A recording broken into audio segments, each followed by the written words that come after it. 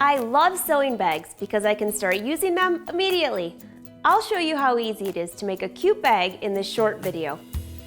Hi, I'm Angela Wolf. I'm going to make a handy tote based on the Barcelona Bag pattern from Nancy Green. This bag is made of 6 pieces, the outside fabric and lining fabric, which are cut to the same size, and the fabric for the straps. So let's get started. Layer the lining pieces with right sides together.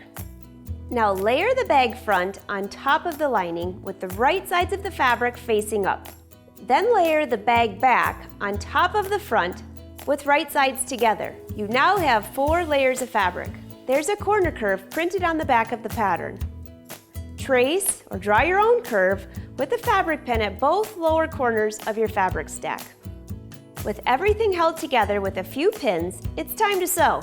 To prevent the fabric from embedding in the hole in your needle plate, start with the needle just beyond the edge. Backstitch, and then with a 1/4 inch seam allowance, stitch down the sides and around both bottom curves. I'm using a contrasting thread so you can see the stitches. You would be using a matching color. Then trim both bottom corner curves a 1/4 inch away from your stitch line. Take the top layer, which is the back of the bag, and flip it to the back side of the stack. The outside of the bag will show right side out, and the lining will be inside with the seam hidden. Then give the bag a good pressing. The next step is the shoulder strap. This can be any length you want.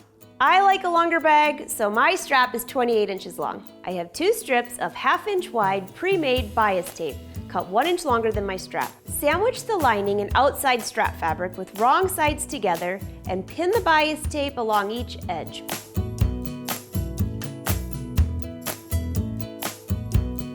Stitch along the edge of the bias tape, about 1/8 of an inch away from the fold. Center and pin the strap end on each side seam with the outside fabrics facing each other.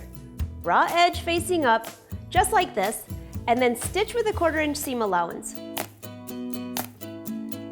To cover the raw edges, pin the 1/2 inch bias tape along the entire top edge of the bag with right sides together, making sure you're pinning through all the fabric layers. Don't forget to pin the straps when you get to each side seam. Now you can stitch all the way around the bag using this press crease as your guide. Overlap at the end,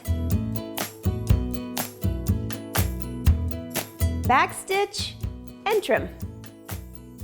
Fold the bias tape towards the inside of the bag, tuck under the fold, and pin.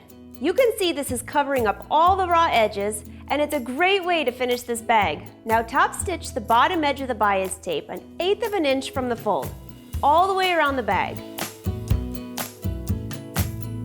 Then top stitch on the outside of the bag to secure the opposite edge of the tape. And our super cute bag is finished just like that. Thanks for watching, and don't forget you click on the eye in the top right corner of this video to learn more sewing techniques or to get the pattern I've been using in this video.